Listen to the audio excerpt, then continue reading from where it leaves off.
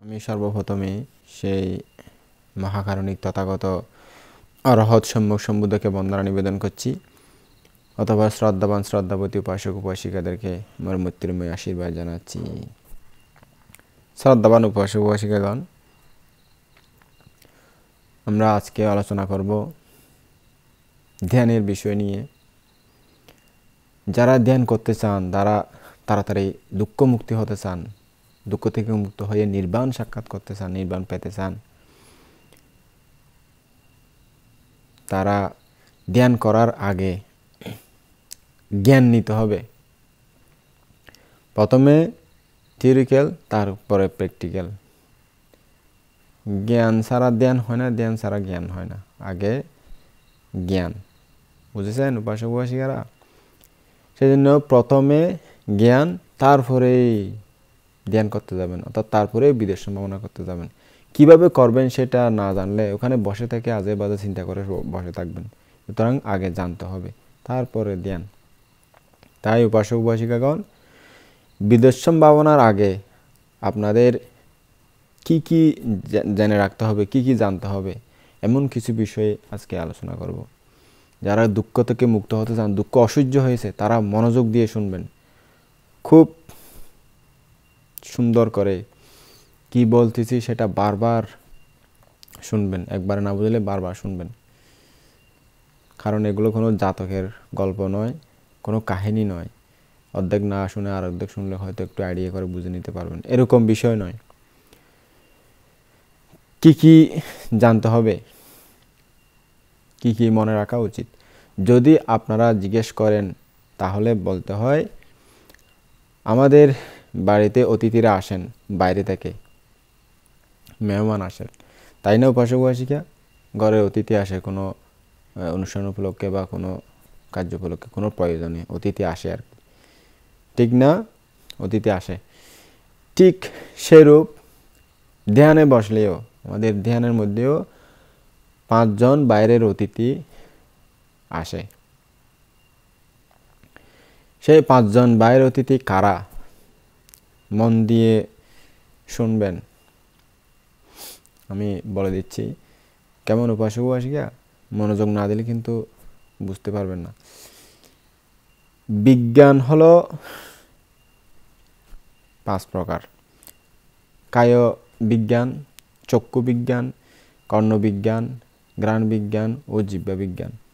এগুলো বিষয়ে উপমা দিচ্ছি, কিভাবে এই বাহির অতিথিগুলো ঘরের মধ্যে ঢুকে কেমন সুন্দর করে বুঝে নেবেন। মনে করুন যে কোনো বস্তুর সাথে বা যে কোনো বস্তুর উপর আপনাদের চোখ পড়েছে, তখন চোখ ও বস্তুর সংযোগ হয়। অর্থাৎ চোখ এবং বস্তুর, আমি এটা একটা বস্তু, আমার চোখ, এটা দেখলে চোখ যখন পড়ে আমার যেখানে সংযোগ হয়, এর ফলে চক্ষু বিজ্ঞান উৎপন্ন হয়। চোখ, বস্তু ও চক্ষু বিজ্ঞান, এই তিনটা একত্র হলে স্পর্শ উৎপন্ন হয়। তো শ্রদ্ধাবান উপাসক উপাসিকাগণ, এখানে একটা বুঝার বিষয় আছে। স্পর্শ বলতে আমরা যেটা বুঝি, একজনের সাথে একজনের স্পর্শ হওয়া বা টাচ হওয়া, সেটাকে আমরা সাধারণত স্পর্শ বলি। তো এটা অনেকেই ভাবনার বিষয়ে ব্যাখ্যা করেন এই স্পর্শটা। আমি একবার একটা জায়গায় একজন বান্তে দেশনা করতেছেন শুনেছি আর কি। আমি তখন শ্রমণ ছিলাম, ধ্যানে বসেছি। একজন বান্তে, উনি ধ্যানও করে না, এমনি আসছে দেশনা দিচ্ছে আর কি, স্পর্শর বিষয়ে দেশনা দিচ্ছি। উনি বলতেছে, এই যে আমরা পুলটা দেখলাম, দেখে তারপরে গিয়ে এইভাবে যখন ধরলাম তখন স্পর্শ হলো। তো এইভাবে বুঝিয়ে দিচ্ছিল। যখন পরবর্তীতে আমি বই পড়েছি বা ধ্যান সাধনা করেছি, তখন বুঝতে পারতেছি স্পর্শ কী জিনিস ধ্যানের গভীরের মধ্যে বা ধ্যানের জগতে। এখানে ধ্যানের জগতে স্পর্শ মানে ওই স্পর্শ নয় যেটা আমরা সাধারণত ব্যবহার করি। এখানে স্পর্শ হলো আপনি চোখ এবং কোনো বস্তুর যে ফুল, চোখ, এই দেখার সাথে সাথে ওখানে সংযোগ হয়েছে, সংযোগের ফলে বিজ্ঞান হবে, স্পর্শ হবে, স্পর্শ উৎপন্ন হয়ে যাবে। অর্থাৎ ক্ষণিকের মধ্যে, 1 সেকেন্ডেরও কম সময়ের মধ্যে স্পর্শ এগুলো হয়ে যাবে। আপনি দেখছেন যতক্ষণ না ধরছি ততক্ষণ স্পর্শ হচ্ছে না, ওরকম নয়, স্পর্শ হয়ে যাবে, স্পর্শ উৎপন্ন হয়ে যাবে সাথে সাথে। তো স্পর্শটা হলো এরকম ধর্মীয় লেভেলে বা এই ধ্যানের জগতের স্পর্শটা। এখানে চোখের সাথে স্পর্শ হবে, কানে শব্দ শুনলে তখনও স্পর্শ হবে, নাকে ঘ্রাণ নিলে তখনও স্পর্শ হবে, গায়ের সাথে কোনো যে ঝিনঝিনানি টনটনানি বা কোনো কিছু ওখানে ইয়া হলে তখনও স্পর্শ হবে, এরকম আর কি। মনের সাথে আবার ভাবনা বিষয়ে চিন্তা হলে ওখানে স্পর্শ হয়। তো এটা স্পর্শ এখানে, তো সুন্দর করে বুঝে নেবেন। তো ওই ক্ষণিকের মধ্যে যে স্পর্শ হয়ে যায় সেই স্পর্শের কথা এখানে বলা হয়েছে। স্পর্শের কারণে বেদনা বা অনুভূতি উৎপন্ন হবে তখন। আরেকটু স্পর্শ করছি, আরেকটু ভালো করে বোঝার জন্য বলছি পার্শ্ববর্তীগণ, চোখ আর বস্তু বা রূপের সংযোগে চক্ষু বিজ্ঞান উৎপন্ন হয়। বুঝলেন উপাসক-উপাসিকা? অর্থাৎ বস্তু হচ্ছে বাইরের এবং চক্ষুও বাইরের।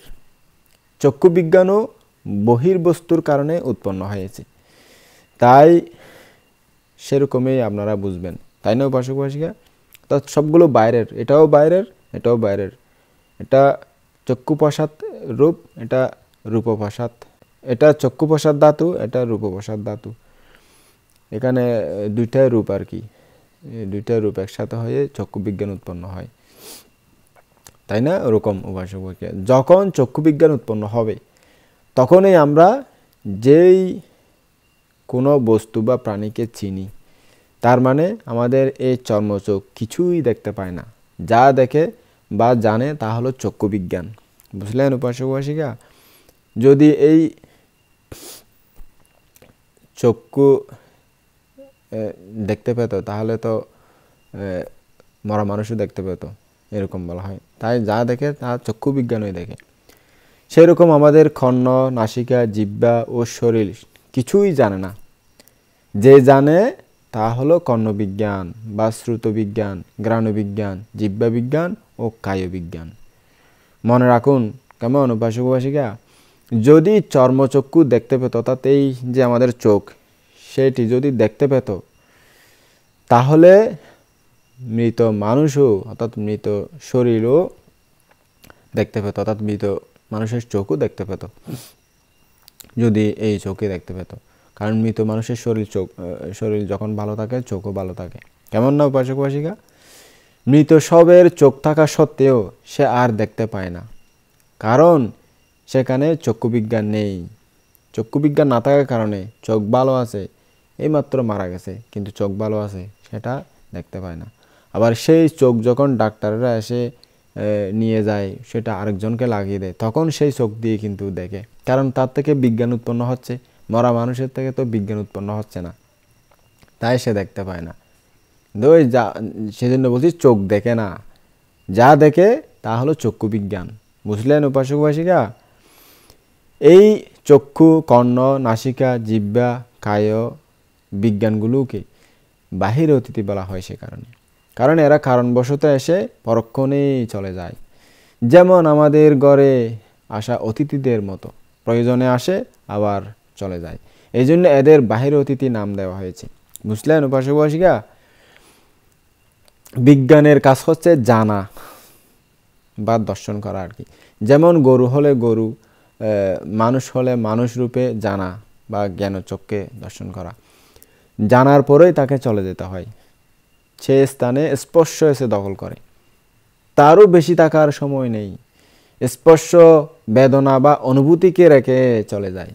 অনুভূতির কিন্তু ভালো মন্দ, ভালো নয় মন্দ নয় বা উপেক্ষা আর কি, এরকম তিনটা গুণ আছে। এটাকে পালিতে সুখ বেদনা, দুঃখ বেদনা ও অদুঃখ অসুখ বেদনা বলে। বেদনার অর্থ ব্যথা নয়, এখানে অনুভূতিকে বলা হয়েছে, অর্থাৎ ফিলিংস।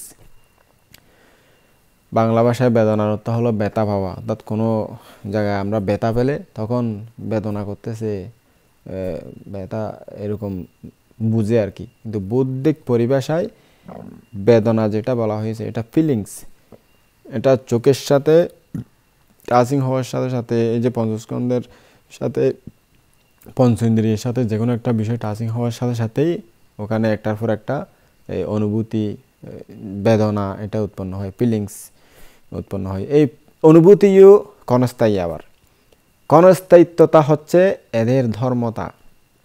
এই এলো, এই চলে গেল, টের পাওয়া অত্যন্ত কঠিন উপাসক উপাসিকারা, মনে রাখবেন। কাজে এরাও অতিথির মতো। এই বেদনা বা অনুভূতিটা হচ্ছে বেদনা স্কন্ধ, পঞ্চস্কন্ধের এক স্কন্ধ এটা। যারা বেদনা স্কন্ধ নিয়ে ভাবনা করতে চান বা বেদনানুপাসনা নিয়ে ভাবনা করতে চান, তারা একটু ভালো করে বুঝে নেবেন, এটা খুব প্রয়োজনীয় বিষয়। এই যে পঞ্চস্কন্ধের একটা, তাহলে কি এই যে একটা স্কন্ধ বেদনা স্কন্ধ, এতটুকু মনে রাখুন। এখন কেমন উপাসক উপাসিকা বিস্তারিতভাবে পরে আসবে, আলোচনা হচ্ছে। আমার মনে হয় আপনাদের এই যে এতক্ষণ বললাম অনেক কিছু জানা হয়ে গেছে, তাই না উপাসক উপাসিকা? যারা মন দিয়ে শুনবেন তাহলে অবশ্যই তারা জানতে পারবেন। তাহলে উপাসক উপাসিকা প্রত্যেক অতিথি বেদনা স্কন্ধ যখনই প্রকট হবে তাকে প্রতিবারই জানার চেষ্টা করুন। বুঝলেন উপাসক উপাসিকা? স্মৃতিভ্রষ্ট হলে কিন্তু দেখতে পাবেন না। জেলখানায় প্রহরীদের মতো নিদ্রায় থাকলে কারাবাসীর মতো অতিথি বেদনা স্কন্ধকে ধরতে পারবেন না। বুঝলেন উপাসক উপাসিকা? অতিথি বেদনা স্কন্ধ আসছে যাচ্ছে, আসছে আর চলে যাচ্ছে, এটাকে দেখতে পারলে বুঝবেন যে আপনার মার্গ জ্ঞান হয়েছে। কেমন উপাসক উপাসিকা? মনে করুন আপনি নদীর স্রোতে ভেসে যাচ্ছেন, পানির স্রোত বেশি হওয়ায় আপনি ভেসেই চলেছেন, এমনকি আপনি কয়েকবার পানিও খেয়ে ফেলেছেন। এরকম অবস্থায় আপনি কি করবেন? কোনো একটা তীরে গাছ ডাল কিছু থাকলে এটা ধরার চেষ্টা করবেন না? অবশ্যই করবেন। যে কোনো প্রকারে আপনি যদি একটা গাছের ডাল ধরতে পারেন তাহলে আপনার প্রাণ রক্ষা হবে, তাই না উপাসক উপাসিকা? ঠিক সেই রূপ অতিথি বেদনাস্কন্ধ ঘর থেকে বেরিয়ে যাওয়ার সময় তাকে ধরতে হবে, অর্থাৎ বেদনাস্কন্ধের অনিত্যতাকে ধরতে হবে বা জানতে হবে। কেমন উপাসক উপাসিকা? মনে রাখবেন, ভালো করে বুঝে নেবেন, তা না হলে সংসার চক্রের স্রোতে বেশি যেতে হবে। বুঝলেন উপাসক উপাসিকা?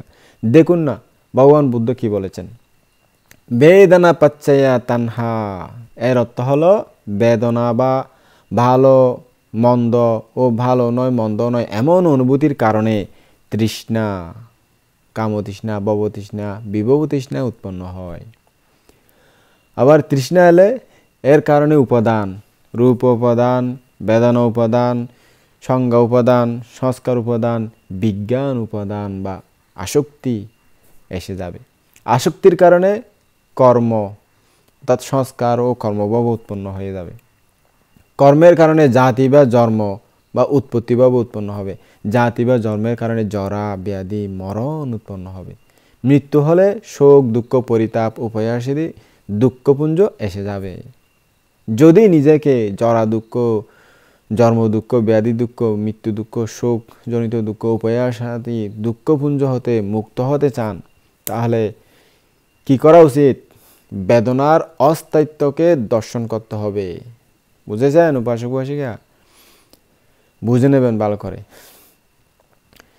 আমাদের যেভাবে হোক বেদনার উৎপত্তি ও বিনাশকে দর্শন করতে হবে। বুঝলেন উপাসক উপাসিকা? না বুঝলে বারবার শুনবেন, না বুঝলে জিজ্ঞেস করবেন। অস্থায়িত্বকে যখনই দর্শন করতে পারবো তখন আমাদের সঠিক জ্ঞান উৎপন্ন হবে। ভগবান বুদ্ধের বাণী হচ্ছে সুকাং বেদনাং বেদয়ামানু সুকাং বেদনাং বেদয়ামিতি পাজানাতি, অর্থাৎ সুখ বেদনা অনুভব করলে সুখ বেদনা অনুভব করছি বলে জানতে হবে। তার মানে হলো যখন আমাদের সুখ অনুভূতি উৎপন্ন হয় তখন তাকে আমাদের জানতে হবে। বুঝলেন উপাসক উপাসিকা? আবার দেখুন তিনি আরো বলেছেন যে দুঃখাং বেদনাং বেদয়ামানু দুঃখাং বেদনাং বেদয়ামিতি পাজানাতি, অর্থাৎ দুঃখ বেদনা এলে দুঃখ অনুভূতি হচ্ছে বলে জ্ঞান দিয়ে জানতে হবে। এভাবে যখনই সুখানুভূতি বা দুঃখানুভূতি প্রকট বা বিনাশ হয় তখন তাকে জ্ঞান দিয়ে জানার চেষ্টা করতে হবে বা ধরতে হবে। ধরার চেষ্টা করে দেখুন, ধরতে পারবেন। অর্থাৎ বেদনাগুলোর বিনাশকে দর্শন করুন। একবার যদি অনিত্যতাকে জ্ঞান দিয়ে দর্শন করতে পারেন তাহলে আপনি নিশ্চিন্তে থাকতে পারেন। বুঝলেন উপাসক উপাসিকা, কেন এই কথা বললাম? এরূপ যদি আপনারা জিজ্ঞেস করেন তাহলে আমাকে বলতে হবে যে দুঃখান্ত এসে গেছে আপনাদের। বুঝলেন? আপনাদের আর কোনো চিন্তা নেই, শুধু বেদনার উদয় আর বিলয়কে দর্শন করতে থাকুন। এইভাবে উদয় এবং বিলয়কে জানার যে চেষ্টা তাকে বিদর্শন ভাবনা বলা হয়। মনে থাকবে তো উপাসক উপাসিকা? এভাবে বেদনার উৎপত্তি বিনাশকে জ্ঞান দিয়ে দর্শন করতে থাকুন। মনে করুন আপনি প্রত্যেক বেদনার উৎপত্তি ও বিনাশকে দেখতে পাচ্ছেন, তবুও আরও মনোযোগ দিয়ে দর্শন করতে থাকবেন। এভাবে দর্শন করতে করতে আপনার অনিত্যতা দর্শনে পরিপক্ক হয়ে আসবে আপনার জ্ঞান।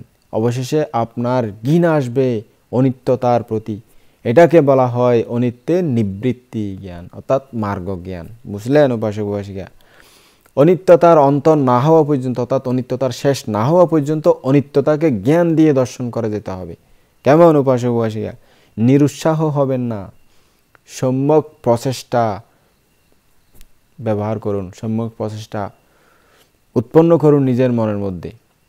বুঝেছেন উপাসক উপাসিকা? তাহলে অবশ্যই পারবেন। বেদনা নিরুদ্ধে তৃষ্ণা নিরুদ্ধ হবে, অর্থাৎ বেদনা যদি নিরুদ্ধ হয় তৃষ্ণাও নিরুদ্ধ হবে। শ্রদ্ধাবান উপাসক উপাসিকাগণ, যারা জ্ঞান চর্চা করেন, আপনাদের জানতে হবে যে বেদনা নিরোধ না হলে সংসার চক্রের প্রবাহ চলতেই থাকে। সংসার চক্র কিভাবে প্রবাহিত হয় এরকম যদি আপনারা জিজ্ঞেস করেন তাহলে বলতে হয় যে বেদনা পাচ্ছায়া তানহা, তানহা পাচ্ছায়া উপাদানাং, উপাদানা পাচ্ছায়া ভাব, ভাব পাচ্ছায়া জাতি। অর্থাৎ বেদনা বা অনুভূতির কারণে তৃষ্ণা, তৃষ্ণার কারণে উপাদান বা আসক্তি, আসক্তির কারণে কর্মভব, কর্মের কারণে জাতি ধর্ম। এভাবে সংসার চক্র বা ভবচক্র আবর্তিত হয়ে থাকে, অর্থাৎ ঘুরতে থাকে একটার পর একটা। বুঝলেন উপাসক উপাসিকা? যদি আমরা বেদনা, তার দুঃখ বেদনা, সুখ বেদনা ও দুঃখ সুখ বেদনা স্কন্ধকে নিরুদ্ধ করতে না পারি তাহলে আমাদের জন্ম মরণ করে জীবন চক্র চলতেই থাকবে। ইচ্ছা থাকলেও ভবচক্রকে থামাতে পারবো না। একমাত্র বিদর্শন ভাবনাকারীরাই এই জীবন চক্রটাকে থামাবার ক্ষমতা রাখেন। বুঝলেন উপাসক উপাসিকা? তাহলে আপনারা বলুন তো এখন, কারা সংসার চক্র থামাতে পারেন? যারা বিদর্শন ভাবনা করেন তারাই, তাই না? তারাই একমাত্র থামাতে পারেন। সংসার চক্র বলতে এখানে যে সংসার চক্রের কথা বলা হয়েছে শ্রদ্ধাবান উপাসক উপাসিকাগণ, এখানে যে লোকীয়ত সংসার সেটা না, এখানে জন্ম জন্মান্তর ঘোরাফেরা, এক জন্ম থেকে এক জন্মে ঘোরাফেরা। আমি এই জন্মে মানুষ হলাম, আরেক জন্মে আবার তির্যকুলে গেলাম, নরকে গেলাম, প্রেতলোকে গেলাম, আবার স্বর্গে গেলাম, ব্রহ্মলোকে গেলাম, এখানে আবার এসে মানুষ হলাম, মানুষের মধ্যে আবার গরিব হলাম, ধনী হলাম, ল্যাং হলাম, আতুর হলাম, সুন্দর হলাম, কালো হলাম। এই যে সংসার চক্রের মধ্যে ঘুরে ঘুরে একবার মৃত্যু, একবার জন্ম, একবার মৃত্যু, একবার জন্ম, একবার মনের মতো হলো, একবার চাহিদা মতো হলো না, একবার এই হলো সে হলো, দুঃখ শেষ নাই দুঃখের এই সংসারের মধ্যে। সুন্দর হয়েছে যে তার টাকা না থাকলে দুঃখ, যার টাকা আছে তার সুন্দর হতে না পারলে দুঃখ, যার টাকা আছে সুন্দর আছে তার শারীরিক গঠন ঠিক না থাকলে দুঃখ, রোগ থাকলে দুঃখ, ব্যাধি থাকলে দুঃখ, জরা আক্রান্ত হলে দুঃখ, অনিচ্ছা সত্ত্বে মরতে হয়, কোটিপতি হঠাৎ মারা যাচ্ছে, এরকম দুঃখর পর দুঃখ এগুলো আছেই। এটাকে সংসার চক্র বলে। এটা ঘুরতে ঘুরতে ঘুরতে ঘুরতে এটা শেষ নাই, এইভাবে চলতেই আছে এই সংসার চক্র, অর্থাৎ ভবচক্র। এখান থেকে মুক্তির পথ বৌদ্ধ আবিষ্কার করেছেন, বুদ্ধ আবিষ্কার করে দেখিয়ে দিয়ে গেছেন। সেই দেখানো পথেই যারা চলবে, সঠিক পথে সঠিক গুরু নির্দেশ অনুযায়ী চললে তাহলে অবশ্যই সেই সঠিক পথে চলে দুঃখ শেষ করা যাবে। অর্থাৎ এই জন্ম মৃত্যুর চক্রটাকে, আমাদের যে জন্ম জন্মান্তরে দুঃখ পেতে হয় সেই দুঃখ থেকে মুক্তি হতে চাইলে আমরা এখান থেকে, এই চক্র থেকে, 31 লোকভূমি থেকে বের হয়ে যেতে হবে, তখন এই দুঃখ থেকে মুক্ত হতে পারব। তো সংসার মানে এটাই, ভালো করে বুঝে নেবেন। তার মানে হচ্ছে যারা বিদেশ সম্ভাবনা করবেন না, অর্থাৎ যারা বিদেশ সম্ভাবনা করবেন না তাদের জন্যই এই সংসার চক্র বা ভবচক্র, তাই না উপাসক উপাসিকা? কারণ বিদেশ সম্ভাবনা না করলে বেদনার পরে তৃষ্ণা আসবে, তৃষ্ণার পরে আসক্তি আসবে, আসক্তির পরে কর্ম, এবং কর্ম করলে তার ফল তো আসবেই। ফলটা হচ্ছে জন্ম, জন্ম হলে নানা রকম দুঃখ এসে যাবে। আপনি যেই জন্ম গ্রহণ করুন না কেন, আপনি মানুষ হয়ে জন্মগ্রহণ করলেও এই যে কিছুক্ষণ আগে বললাম চাহিদার কোনো শেষ নাই। গরিব হয়ে জন্মগ্রহণ করলে এক প্রকার দুঃখ, বড়লোক হয়ে টাকা পয়সা না থাকলে, টাকা পয়সা থাকলেও যদি আপনি ল্যাং হন, আতুর হন, প্রতিবন্ধী হন, সেখানে আর প্রকার দুঃখ। তারপরে এখান থেকে মৃত্যুবরণ করে তির্যকগুলো ওখানে অনিচ্ছা সত্ত্বেও পরাধীন হয়ে জীবনযাপন করতে হয়। কখন কেটে মানুষেরা খেয়ে ফেলে, কখন কোন দুঃখ, কখন কোন দিকে আক্রান্ত হয়, দূরই দুঃখর শেষ নাই। স্বর্গে গেলে ওখান থেকে আয়ু ফুরালে চ্যুত হয়ে যেতে হয়, ব্রহ্মলোকে গেলে ওখান থেকে চ্যুত হয় আবার কোথায় জন্ম নিতে হয়, ব্রহ্মলোক থেকে চ্যুত হয় আবার সুগরও হতে হয়। এরকম অনেক বর্ণনা ত্রিপিটকে আছে। তো জন্ম যেখানেই হোক না কেন সুখ নাই। মানুষের যে জন্ম থেকে মৃত্যু পর্যন্ত একদম সুখে শান্তিতে থাকবে কোনো দুঃখ ছাড়া, সেরকম কোনো দিন হয় না। বড়লোক হলেও, বড়লোক হয়েছে চাহিদা অনেক থাকে, তাদের চাহিদা পূরণ না হলেই দুঃখ। যে চাহিদার পর চাহিদা মানুষের, একটা পূরণ হলো আরেকটা, একটা পূরণ হলো আরেকটা, দুঃখের কোনো শেষ নাই। বড়লোক হলে দুঃখ, গরিব হলে দুঃখ, তাদের এক প্রকার দুঃখ, আমাদের এক প্রকার দুঃখ, দুঃখ শেষ নাই। তো জন্ম হলে এই জন্য আর রক্ষা নাই, যেখানেই জন্ম হোক না কেন, শরীর সেটা পঞ্চস্কন্ধ, সেটা মানুষ হোক, গরু হোক, ছাগল হোক, প্রাণী হোক, নরকে হোক, প্রেতলোকে হোক, তির্যকলোকে হোক, স্বর্গে হোক, ব্রহ্মলোক হোক, চিরস্থায়ী শান্তি, চিরশান্তি হয় না। এই জন্য জন্ম হবেই, যেখানে হোক। ব্রহ্মলোক থেকে আবার তো আসতে হবে এখানে ওখানে, আবার দুঃখ তখন পেতে হবে। এই জন্য জন্ম হলে রক্ষা নেই বলা হয়েছে। সমস্ত জাগতিক দুঃখপুঞ্জ এসে যাবে জন্ম হলে, তাই না উপাসক উপাসিকা? যারা বিদেশ সম্ভাবনা করেন তাদের কিন্তু ঠিক তার উল্টো হয়, বুঝলেন উপাসক উপাসিকা? কারণ যারা বিদেশ সম্ভাবনা করেন, অর্থাৎ বিদেশ সম্ভাবনাকারীরা, বিদেশ সম্ভাবনাকারীরা যখনই সুখ বেদনা বা দুঃখ বেদনা বা অদুঃখ অসুখ বেদনা উৎপন্ন হয়, তখন তারা বেদনার উৎপত্তি ও বিনাশকে জ্ঞান দিয়ে দর্শন করেন। কিভাবে দর্শন করেন একটু বলছি, সুন্দর করে মনোযোগ দিয়ে শুনেন। আপনারা জানেন যে বেদনার কারণে তৃষ্ণা উৎপত্তি হয়, তাই না উপাসক উপাসিকা? বেদনার স্বভাব হচ্ছে উৎপত্তি ও বিনাশ। এই বেদনার অনিত্যতাকে দর্শন করে কে? মার্গ জ্ঞান। বুঝেছেন? তার মানে বেদনা ও তৃষ্ণার মধ্যে মার্গ জ্ঞান এসে গেছে। ফলে বেদনা বিকাশ হয় না, নিরুত হয়ে থাকে। বেদনা প্লাস অনিত্য, অর্থাৎ বেদনা অনিত্যের পর মার্গ জ্ঞান, বা বেদনা প্লাস মার্গ জ্ঞান ধরেন। মার্গ জ্ঞানের গুণে তৃষ্ণা আসার সুযোগ হয় না।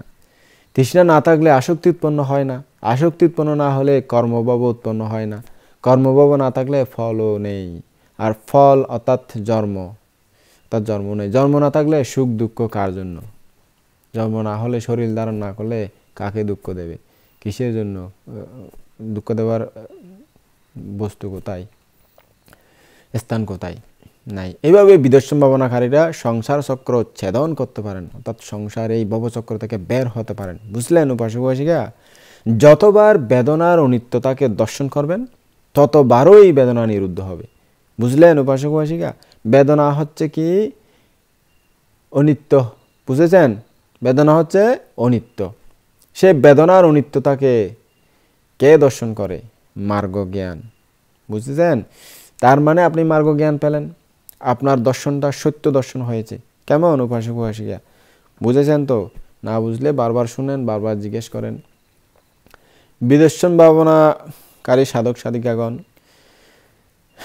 যারা দুঃখমুক্তি হতে চান তারা ভালো করে শুনবেন।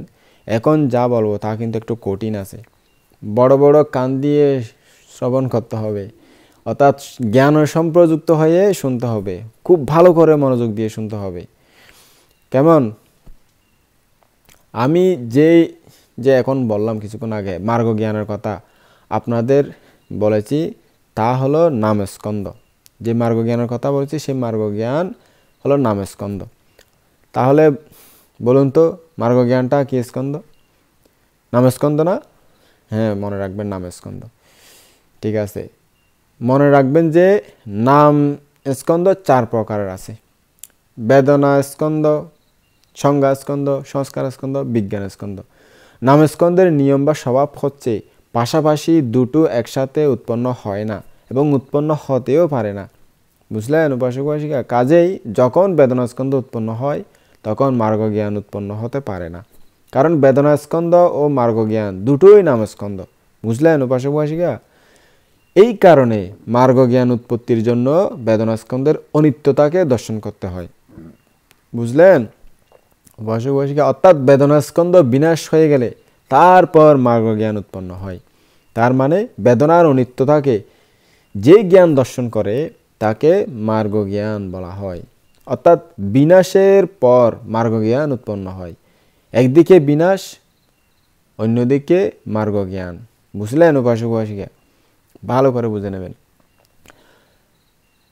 আপনারা খুব মনোযোগ দিয়ে লক্ষ্য করলে দেখতে পাবেন যে বেদনার পর তৃষ্ণা আসার আগে মার্গ জ্ঞান স্থান দখল করে আছে। এভাবে চলতে থাকলে তৃষ্ণা নিষ্ক্রিয় হয়ে যাবে, অর্থাৎ নিরোধ হবে। বেদনা তৃষ্ণার কাছে যেতে পারবে না, সংযোগ হতে পারবে না, কারণ তার আগে মার্গ জ্ঞান এসে বসে আছে। এটাকে বেদনা নিরোধ বলে। সেজন্য পালিতে বলা হয়েছে যে বেদনা নিরোধা তানহা নিরোধ। এর অর্থ হলো বেদনা নিরোধ হলে তৃষ্ণা নিরুদ্ধ হয়, তৃষ্ণা নিরোধের ফলে আসক্তিও নিরুদ্ধ হবে।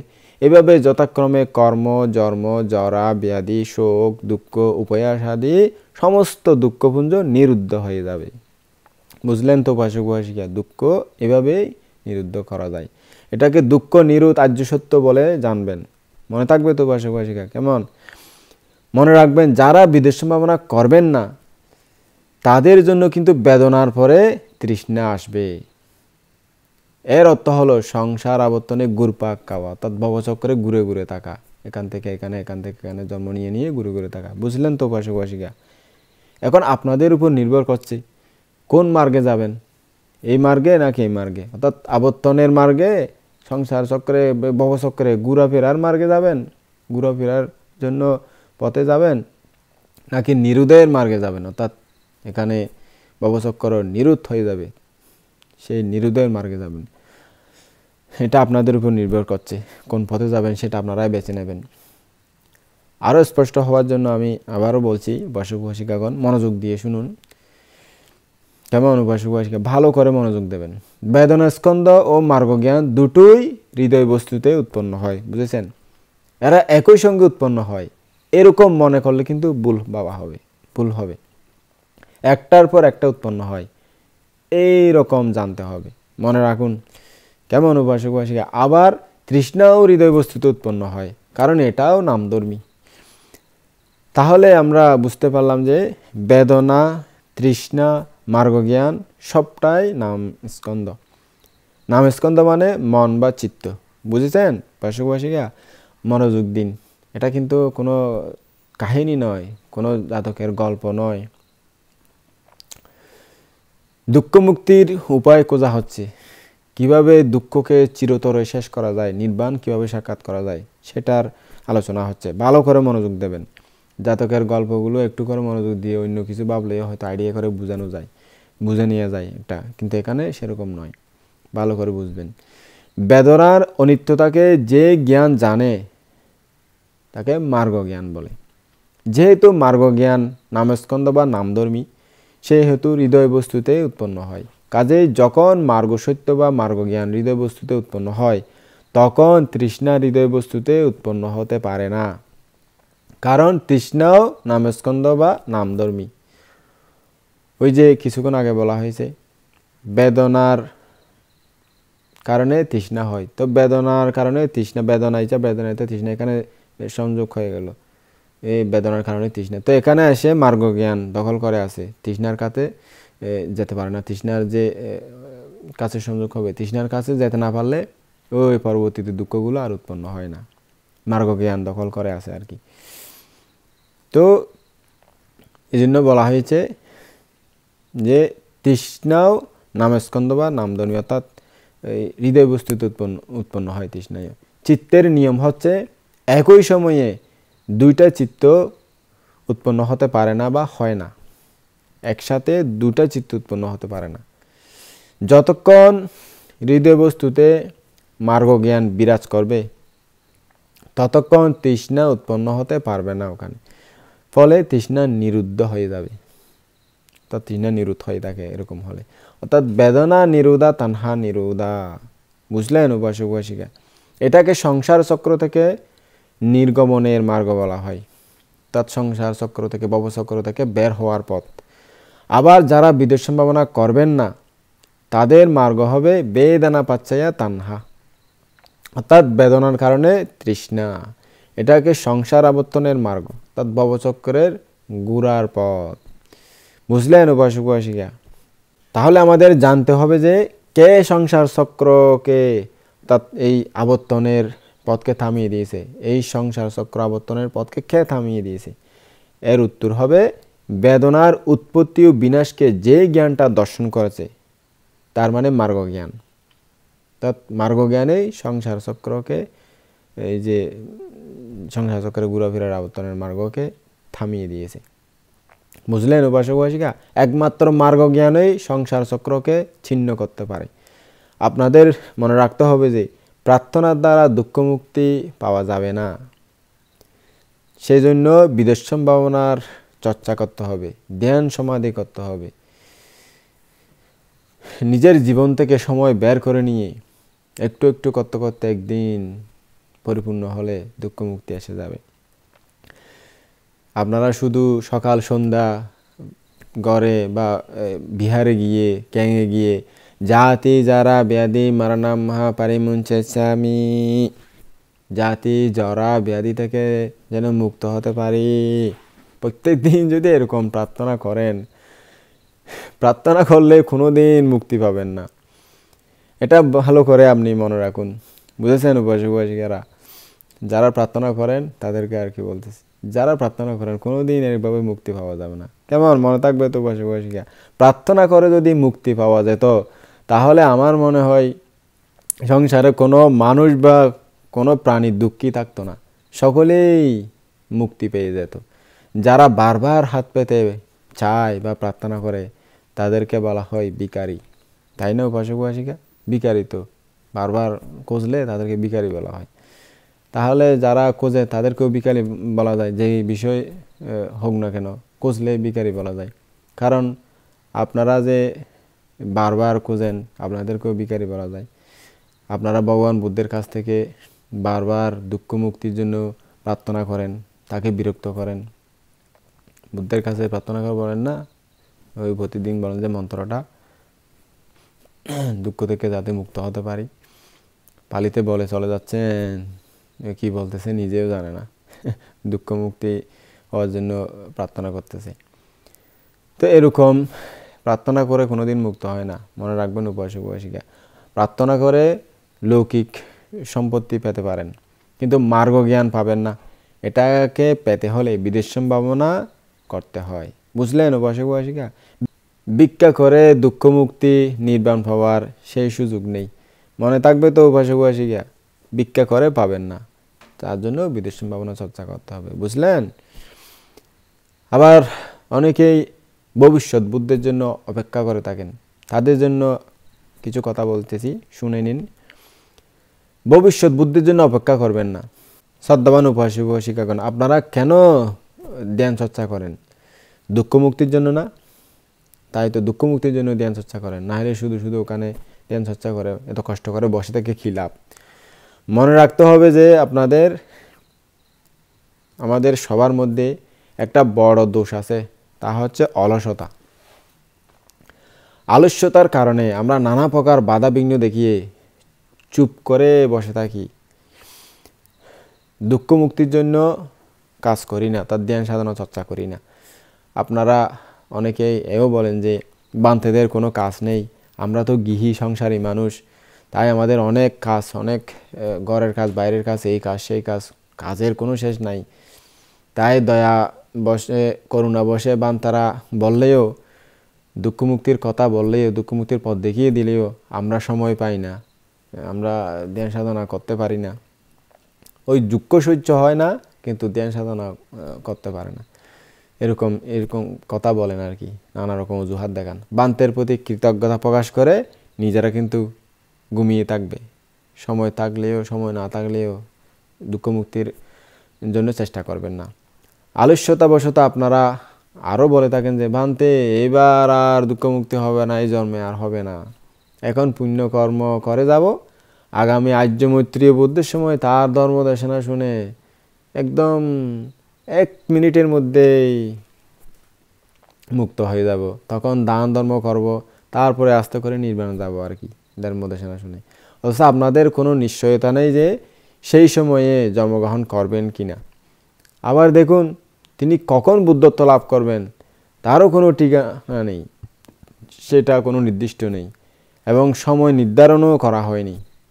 কত সময়, 1 কোটি 1 লক্ষ বা এরকম কোনো নির্দিষ্ট করে বলা হয়নি, সময় নির্ধারণ করা হয়নি। অনেক লম্বা সময়, 1 বুদ্ধান্তর কল্প অনেক লম্বা। আপনারা কি জানেন সেই সময়ে আপনারা নিশ্চিতভাবে জন্ম নেবেন, সেই যখন আর্য মৈত্রী বুদ্ধ উৎপন্ন হবে? কোনো গ্যারান্টি নেই। 10 প্রকার কুশল কর্ম করলে হয়তো জন্ম নিতে পারেন, কিন্তু কুশল কর্মগুলো করতে পারতেছেন কি না, অনেক কঠিন দিনকাল। তো যখন এই 10 প্রকার কুশল কর্ম করতে পারবেন না, তখন কোথায় আর্য মৈত্রী বুদ্ধ উঠে চলে যাবে, উৎপন্ন হয়ে চলে যাবে, আপনারা দেখাও পাবেন না। যখন আর্য মৈত্রী বুদ্ধ উৎপন্ন হবে তখন আপনারা হয়তো নরকেও থাকতে পারেন, হয়তো অন্য জায়গায় থাকতে পারেন। 1 লক্ষ 1 কোটি কোটি শত কোটি হাজার কোটি লক্ষ কোটি কত লক্ষ কোটি বছর কি জানি একটা বুদ্ধ থেকে আরেকটা বুদ্ধের সময় আসা পর্যন্ত। তো এটা অনেক লম্বা সময়, কোনো গ্যারান্টি নেই বুদ্ধের সাক্ষাৎ পাবেন কিনা। তাহলে আপনারা কেন বলেন যে সেই সময়ে ধর্ম শুনে বিশাল দান ধর্ম পুণ্যকর্ম করে তারপরে মুক্ত হব? এমনি বলেন আর কি, আশা আকাঙ্ক্ষা করে, কিন্তু কোনো গ্যারান্টি নেই। 1 বুদ্ধ থেকে অন্য আর 1 বুদ্ধের মধ্যবর্তী কাল যে কত দীর্ঘ তা আপনারা জানেন উপাসক উপাসিকা? অসংখ্য বছর কাল অপেক্ষা করতে হয়। বয়সের কোনো সীমা থাকে না, তাকে অসংখ্য কাল বলা হয়। তার নির্দিষ্ট কোনো সীমা পরিসীমা নেই, তাকেই অসংখ্য কাল বলা হয়। এই মানবের অসংখ্য পরমায়ুর সময়ে আপনারা যে পাপ করবেন না তাও নিশ্চয়তা নেই। জন্মকালে মিথ্যা দৃষ্টিগুলো জন্ম নেবেন না, তাও কেউ বলে দিতে পারবে না। পারবেন না কি উপাসক উপাসিকারা? কোনো কেউ পারবেন না। কখন লোভ দেশ মোহর বশবর্তী হয়ে মহাপাপ করেন সেটা কেউ বলতে পারবে না। মিথ্যা দৃষ্টিগুলি জন্মগ্রহণ করে বুদ্ধ ধর্ম সঙ্গের অনিষ্ট করবেন না, এও তো গ্যারান্টি নেই। আবার মাতা পিতা হত্যা, দেবদত্তের মতো সঙ্গ বেদ আদি 5 প্রকার মহা গুরুতর পাপ করবেন না, তাও আপনি বলতে পারবেন না, তার কোনো নিশ্চয়তা দিতে পারবেন না। এই সমস্ত গুরু পাপ করলে ভগবান আর্য মৈত্রী বুদ্ধের কীভাবে দেখা পাবেন? পাবেন না। বুঝলেন উপাসক উপাসিকা? ভালো করে বুঝে নেবেন। গৌতম বুদ্ধের সময় উনি যখন সুমেধ তাপস ছিলেন, বুদ্ধ একটা ঘটনার কথা বলেছিলেন আর কি। গৌতম বুদ্ধের সময় একটা সত্য একজন বুদ্ধের শিষ্য একজন লোক মুক্ত হয়েছিল। তিনি কিন্তু সুমেধ তাপস অবস্থায়, গৌতম বুদ্ধ যখন সুমেধ তাপস হিসাবে দীপঙ্কর বুদ্ধের পাদমূলে প্রার্থনা করেছিল, তখন ওনার সাথে গৃহত্যাগ করেছিল। তিনি গৃহত্যাগ করে প্রব্রজিত হয়ে এরপর আবার বন্ধুর কুপরামর্শে কাপড় ছেড়ে দিয়েছিল। এরপর সে অসৎ মানুষের সাক্ষাৎ পেয়ে অসৎ মানুষের তালে পড়ে মাতা পিতা হত্যা করে ফেলেছিল। তারপরে সে নরকে চলে গেছে। নরকে ঘুরতে ঘুরতে ঘুরতে ঘুরতে 1 বুদ্ধান্তর নয়, কয় বুদ্ধান্তর চলে গেছে হিসাব নয়। দেখুন যখন ওর যে পারামি হয়েছে, একটা ক্ষণ হয়তো কুশল কর্ম করেছিল, সেটা এই কুশল কর্মের প্রভাবে সে ওই যে সুমেধ তাপস অবস্থায় তখন মুক্ত হতে না পারলেও, তখন পাপ করলেও, যখন গৌতম বুদ্ধ হয়ে গেছে, তখন বুদ্ধের কাছে ওখানে জন্ম নিয়ে বুদ্ধের কাছে প্রবোধিত হতে এসেছে। তখন ওনার নাম ছিল সুরুচি। বলছে, সুরুচি তুমি অনেক দেরি করে ফেলেছো, তোমার অনেক দেরি হয়ে গেছে, এটা বলেছিল। কারণ সেটা বলেছিল কেন, উনি সুমেধ তাপস অবস্থায় একই সাথে সংসার ত্যাগ করেছিল, কিন্তু উনি খারাপ মানুষের তালে পড়ে মহাপাপ করে ফেলেছিল, তাই অনেক বুদ্ধান্তর কল্প তাকে ঘুরতে হয়েছে সমুদ্র। তাপস উনি বুদ্ধ হয়ে গেছে, আর উনি বেচারা মুক্ত হতে পারেনি, সাধারণ একজন শুধু নির্বাণ সাক্ষাৎ করতে পারেনি, সাধারণ শ্রাবক।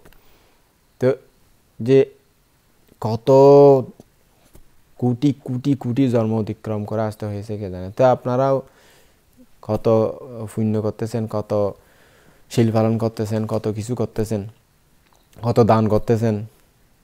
তো আর্যমিত্রী বুদ্ধ আসার আগে আপনারা কোনো খারাপ বন্ধুর তালে পড়ে কোনো এরকম মহাপাপ করবেন না, কোনো গ্যারান্টি আছে? গ্যারান্টি নেই, কারণ পরিস্থিতি অনেক সময় ঘুরিয়ে দেয় জীবনের মোড়। তাই আপনারা যে বলেন এক বুদ্ধ থেকে এক বুদ্ধ, যে বুদ্ধ না পারলে আরেক বুদ্ধের সময় মুক্ত হব, সেটা চিন্তা করে দেখুন কত গভীর। পাপ যে করবেন না, পাপ যে হবে না, মন যে ঘুরে যাবে না, পরিবর্তন যে হবে না, জীবনের মোড় পরিবর্তন হবে না, সেটা কোনো গ্যারান্টি নেই। আপনারা একটু গভীরভাবে চিন্তা করে দেখুন, আমাদের গৌতম বুদ্ধের শিক্ষা বা শাসনকাল এখনও সমাপ্ত হয়নি, এখনও 2500 বছর বাকি রয়ে গেছে। তার ধর্মতে দুঃখমুক্তির পথ নির্দেশিত হয়েছে। কাজেই বর্তমান দুঃখমুক্তির উপায় থাকা সত্ত্বেও যদি আপনারা ভবিষ্যৎ আর্যমিত্রী বুদ্ধের অপেক্ষায় থাকেন, তাহলে এর চেয়ে দুর্ভাগ্য আর কি হতে পারে? চিন্তা করে দেখেন তো উপাসক উপাসিকা। ভগবান আর্যমিত্রী বুদ্ধ আমাদের সময়ের গৌতম বুদ্ধের মতো চতুরার্য সত্য, 37 প্রকার বুদ্ধিপক্ষীয় ধর্ম, 4 স্থিতিপ্রস্থান আদি প্রকাশ করবেন। অতীতের সমস্ত ভগবান বুদ্ধগণও এটাই প্রচার করে গেছেন, কারণ এরকম সদ্ধর্ম ছাড়া দুঃখ মুক্তি হতে পারে না। বুঝলেন উপাসক উপাসিকা? ভবিষ্যৎ বুদ্ধের কাছে মুক্তি পাবো, এখন গৌতম বুদ্ধের কাছে মুক্ত হব না, এরকম যদি আপনারা বলেন, তাহলে ভগবান বুদ্ধ যে বর্তমান যে বুদ্ধের শাসন চলতেছে, এই বর্তমান বুদ্ধের প্রতি অশ্রদ্ধা করা হয়, অর্থাৎ তার প্রতি আপনারা আস্থা রাখেন না, বিশ্বাস রাখেন না। তার প্রদর্শিত পথে চললে এখনও দুঃখ মুক্তি পেতে পারেন, সেটা আপনারা বিশ্বাস করেন না, এটাই বোঝা যায় এর থেকে। আবার অনেকে নিজের আলস্যতাকে গা ঢাকা দেওয়ার জন্য বলে থাকেন যে তাদের নাকি মুক্তি পাওয়ার মতো পারামি নেই। পারামির উপর দোষ দিয়ে নিজেরা বসে থাকার উপায় বের করে থাকেন আর কি অলস্য সম্পন্ন মানুষেরা। এরকম করলে কিন্তু নিজের পায়ে নিজেই কুড়াল মারবেন। বুঝলেন উপাসক উপাসিকা? পারামি পারামি পারামি বলে যে অনর্থক বাক্য ব্যয় করেন, সেটা শুধুমাত্র এমনি বলেন, সেগুলো বলে অনর্থক বাক্য ব্যয় করবেন না, কারণ সাধারণ শ্রাবকের জন্য কোনো পারামিরই প্রয়োজন নেই। মনে রাখবেন, আপনি কি করে জানতে পারলেন যে আপনার পারামি নেই?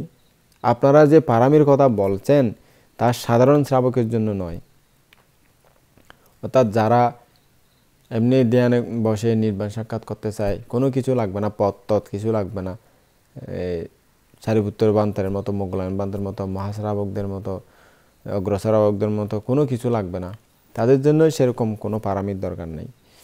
পারামি হচ্ছে তাদের জন্য যারা সম্যক সম্বুদ্ধ, প্রত্যেক বুদ্ধ, অগ্রশ্রাবক, মহাশ্রাবক ও 80 জন যারা বুদ্ধের শ্রাবক আছে, তাদের জন্য হলো পারামি। বুঝলেন উপাসক উপাসিকা?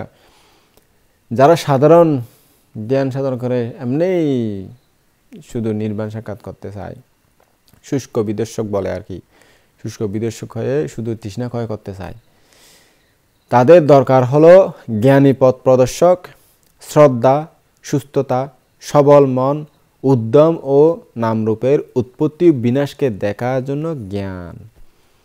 এগুলো পেলেই মনে করবেন আপনার পারামি আছে, অর্থাৎ আপনি মুক্ত হতে পারবেন। এগুলোর প্রয়োজন আপনার। এই গুণগুলো থাকলেই হলো নিশ্চিতভাবে আপনারা দুঃখ মুক্তি পাবেন। মনে থাকবে তো উপাসক উপাসিকা? সময় নষ্ট না করে এখনই বিদেশ সম্ভাবনার চর্চা শুরু করুন, এখনই ধ্যান অভ্যাস করুন। শুরুতে কষ্ট হলেও পরবর্তীতে মহা সুখ পাবেন। দ্বিধাগ্রস্ত না হয়ে এখনই আরম্ভ করে দিন। কর্ম করলে ফল তো আসবেই, ফলের জন্য উৎকণ্ঠা হবেন না, কর্ম থাকলে ফল থাকবেই। কেমন উপাসক উপাসিকা? তাই না? একটু একটু করতে করতে, একটু একটু পুরোতে পুরোতে কলসি একদিন কখন কলসি পুড়ে যাবে আপনি বুঝতেই পারবেন না, না করতে না করতে খালিই থেকে যাবে। তাই একটু একটু পুরোতে চেষ্টা করুন, নিজের জীবনকে সময় বের করে নিয়ে নিজের জীবন থেকে একটু একটু জ্ঞান চর্চা শুরু করুন। কঠিন কাজ বটে, কিন্তু সুখ যেদিন পাবেন সেদিন বুঝতে পারবেন কত সুখ, কত শান্তি। তা আপনারা তো ধ্যান করবেন, কিন্তু কাকে নিয়ে করবেন, কি নিয়ে ধ্যান করবেন, কাকে নিয়ে বিদেশ সম্ভাবনা করতে হয় তা নিজের জ্ঞানে আপনারাই জেনে নিন। শ্রদ্ধাবান উপাসক উপাসিকাগণ, আপনাদের প্রথমেই বলছি সাবধান হন, খুব মনোযোগ দিন, কারণ যেই বিষয়ে আলোচনা করতে যাচ্ছি তা কঠিন আছে। মনোযোগ না দিলে দুরূহ হয়ে উঠবে, বুঝতে কঠিন হবে, কারণ বিষয়টা সূক্ষ্ম আছে, অনেক কঠিন। বুঝেছেন তো উপাসক উপাসিকা? মনে করুন পঞ্চস্কন্ধ আছে, যেমন রূপস্কন্ধ, বেদনাস্কন্ধ, সংজ্ঞাস্কন্ধ, সংস্কারস্কন্ধ, বিজ্ঞানস্কন্ধ। বিদেশ সম্ভাবনা তো করবেন, কিন্তু কোন কোন স্কন্ধকে নিয়ে বিদেশ সম্ভাবনা করবেন? একে একে করবেন নাকি পঞ্চস্কন্ধ সবটাকে নিয়ে করবেন? এরকম যদি আপনারা জিজ্ঞেস করেন তাহলে বলতে হয় যে 5টা স্কন্ধ থেকে নিজের উপযোগী যে কোনো একটাকে বেছে নিয়ে ভাবনা করবেন। বুঝলেন উপাসক উপাসিকা? আবার এই 5টা স্কন্ধকে মানুষ, সত্ত্ব বা প্রাণী ইত্যাদি নাম দেওয়া হয়েছে। বুঝলেন উপাসক উপাসিকা? এই পঞ্চস্কন্ধকে সৎকায় বলা হয়, এই পঞ্চস্কন্ধকে আবার নাম রূপ বলা হয়, এবং এটাই দুঃখ আর্য সত্য। মনে রাখুন কেমন উপাসক উপাসিকা? আর্য সত্য 4 প্রকারের আছে, যেমন দুঃখ আর্য সত্য, দুঃখ সমুদয় বা কারণ আর্য সত্য, দুঃখ নিরোধ আর্য সত্য এবং দুঃখ নিরোধগামিনী প্রতিপদ আর্য সত্য বা মার্গ সত্য। এটাকে আবার আর্যাষ্টাঙ্গিক মার্গও বলা হয়। বুঝলেন উপাসক উপাসিকা? এই পর্যন্ত আপনারা আমি যা বলেছি তা আপনারা জানতে পারলেন, তাই না? অনেক কিছু জানতে পারলেন। এরপর কিন্তু আপনাদের নিজের জ্ঞানে জানতে হবে। নিজস্ব জ্ঞানে না জানা পর্যন্ত বিশ্বাস করা উচিত হবে না, কারণ গুরুর শিক্ষায়ও ভুল থাকতে পারে, তাই না? ভুল থাকতে পারে গুরুর শিক্ষায়ও। যখন গুরুর শিক্ষা আর আপনাদের প্রত্যক্ষ জ্ঞান এক হবে তখনই বিশ্বাস করবেন। মনে করুন গুরুর কথা এবং আপনাদের প্রত্যক্ষ জ্ঞান এক হয়েছে, তখনই মনে করবেন যে গুরুর শিক্ষা নির্ভুল বা সত্য হয়েছে। কেমন উপাসক উপাসিকা? এখন আপনাদের প্রত্যক্ষভাবে দেখার সময় এসেছে। আমি আপনাদেরকে প্রত্যক্ষভাবে এখন দেখানোর চেষ্টা করব, মনোযোগ দেবেন। কেমন উপাসক উপাসিকা? খুব ভালো করে বুঝে নেবেন।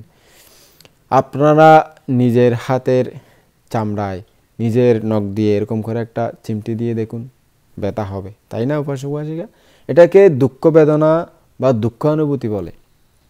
এই দুঃখানুভূতি চিমটি দেওয়ার আগে ছিল না, চিমটি দেওয়ার পরেই উৎপন্ন হয়েছে, তাই না উপাসক উপাসিকা?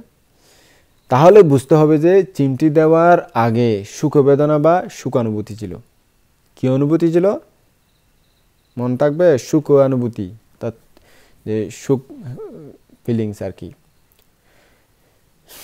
তারপর এর অর্থ হলো এই যে দুঃখ বেদনা উৎপত্তির আগে সুখ বেদনা ছিল। বুঝতে পারছেন তো উপাসক উপাসিকা? চিমটি কাটার ফলে যেই সুখ বেদনা ছিল তা বিনাশপ্রাপ্ত হয়ে সেই স্থানে দুঃখ বেদনা উৎপন্ন হয়েছে। বুঝলেন উপাসক উপাসিকা?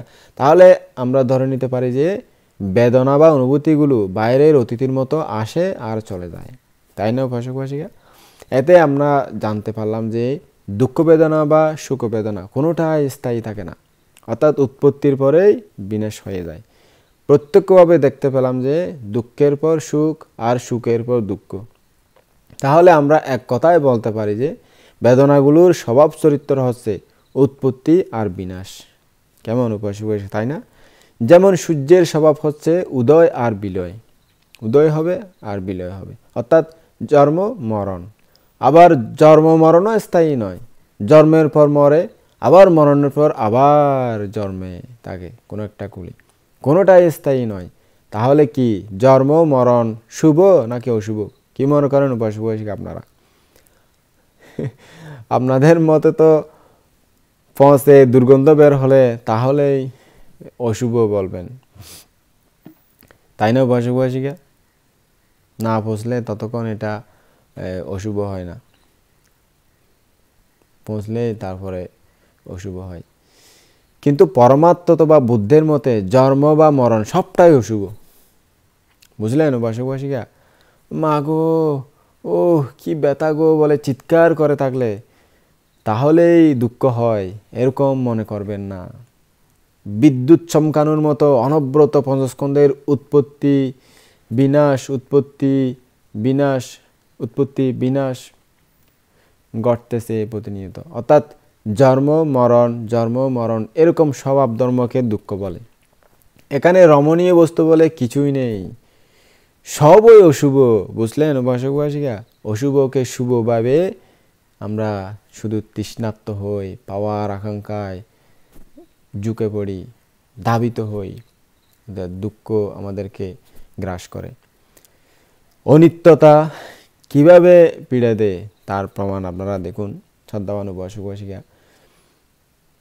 এখন অনাত্মা লক্ষণ সূত্র বর্ণনা মতে, এখন অনাত্মা লক্ষণ সূত্র বিষয়ে কিছু বলতে যাচ্ছি, একটু মনোযোগ দেবেন। কারণ এই সূত্রের দেশনা ভগবান বুদ্ধ শ্রাবণী পূর্ণিমার বারাণসীর অনতি দূরস্থ মৃগদাব বনে পঞ্চবর্গীয় ভিক্ষুদের উদ্দেশ্যে দেশনা দিয়েছিলেন। এই সূত্রের দেশনা শেষে পঞ্চবর্গীয় ভিক্ষুদের অরহত্ত ফল লাভ হয়েছিল। অর্থাৎ এর আগে ধর্মচক্র প্রবর্তন সূত্র যখন দেশনা করেছিল তখন পঞ্চবর্গীয় শিষ্যদের একজন কণ্ডান্য ভিক্ষু উনি সুতাপত্তি মার্গ বলে প্রতিষ্ঠিত হয়েছিলেন। কিন্তু যখন এই অনাত্মা লক্ষণ সূত্র দেশনা করলেন বুদ্ধ, তখন ওরা সবাই অরহত্ত ফল লাভ করেছিলেন। ত্রিলক্ষণের মধ্যে একটা লক্ষণ হচ্ছে অনাত্মা লক্ষণ, কাজেই কঠিন আছে, তাই ভালো করে মনোযোগ দেবেন, মনোযোগ না দিলে বুঝতে পারবেন না। বুঝেছেন উপাসক-উপাসিকা? ওই সূত্রে বলা হয়েছে ইয়াং অনিচ্ছাং তাং দুঃখাং, ইয়াং দুঃখাং তাং অনাত্মা, অর্থাৎ যা অনিত্য তা দুঃখ, যা দুঃখ তা অনাত্মা। তার মানে হলো অনিত্যই দুঃখ ও অনাত্মা। যেমন ধরুন শ্যামের সঙ্গে রামের সমানতা আছে, আবার গামের সঙ্গে রামের সমানতা আছে, কাজে গামের সঙ্গে শ্যামের সমানতাও থাকবে, একজনের নামের সাথে একজনের যে সমানতা থাকবে, যেহেতু মিল আছে। সেজন্য বলা হয় যে অনিত্যতার কারণে দুঃখ বা অনাত্মা হয়, অর্থাৎ অনিত্যতা হলে দুঃখ ও অনাত্মা হয়। বুঝেছেন তো উপাসক-উপাসিকা? দুঃখ কেন হয়? এর উত্তর হচ্ছে উপাদাবায়া পাটি পিলিনাত্তায়া, প্রতিপীড়নের অর্থে উদয় আর বিলয়, অর্থাৎ অনিত্যতা। এর মানে হচ্ছে উৎপত্তি ও বিনাশের কারণে বারবার উৎপীড়ন বা যন্ত্রণা উৎপন্ন হয়, এই জন্য উৎপত্তি ও বিনাশকে দুঃখ বলা হয়। বুঝেছেন তো উপাসক-উপাসিকা? বিনাশ বা মরণে যে আমাদের দুঃখ হয় তা বুঝতে কষ্ট হয় না, কিন্তু উৎপত্তি বা জন্ম হওয়ার সময় আমাদের কিভাবে দুঃখ হয় তা বুঝতে কিন্তু খুব কঠিন আছে, তাই না উপাসক-উপাসিকা? অনেক কঠিন। কিন্তু আপনাদের জানা আছে যে জন্ম নিলে মরতে হয়, বারবার জন্মের অর্থ হলো বারবার মরণ। মনে করেন এক মায়ের সন্তান হলো, জন্মের পরক্ষণে সে মারা গেল, এভাবে কয়েকজন সন্তান জন্মে আর মরে, মায়ের দুঃখ শোক পরিতাপ আর সীমা নেই। তার মানে জন্মই দুঃখ, কারণ জন্ম না হলে মরত না, না মরলে দুঃখ কোথা থেকে আসবে? শোক কার জন্য করবে, পরিদেবন কার জন্য করবে, কান্না কার জন্য করবে? তাই জন্মই দুঃখ এবং অশুভ। বুঝেছেন উপাসক-উপাসিকা? জন্ম যখন মৃত্যুর জন্য হয়, এই জ্ঞান যদি আমাদের মধ্যে হয়, তখন কি আমরা সন্তান পেতে চাইব? কেউ চাইবে না। আধ্যাত্মিকভাবে গভীরভাবে বুঝতে পারলে সেটা কোনোদিন কেউ চাইবে না, কারণ জন্মের কারণেই আমাদের দুঃখ ভোগ করতে হচ্ছে, তাই না উপাসক-উপাসিকা? এই জন্য ভগবান বুদ্ধ জন্ম মরণকে অশুভ অসুচি বলেছেন। বুঝেছেন উপাসক-উপাসিকা? অর্থাৎ উৎপত্তি ও বিনাশ বা অনিত্যতা হচ্ছে উৎপীড়ক, উৎপীড়নের অর্থে অনিত্যতা বা উৎপত্তি ও বিনাশ। স্পষ্ট হয়েছে তো? বুঝেছেন তো উপাসক-উপাসিকা? না বুঝলে ভালো করে বুঝে নেবেন, বারবার শুনে বুঝে নেবেন, আর না এরপরে না বুঝলে জিজ্ঞেস করবেন।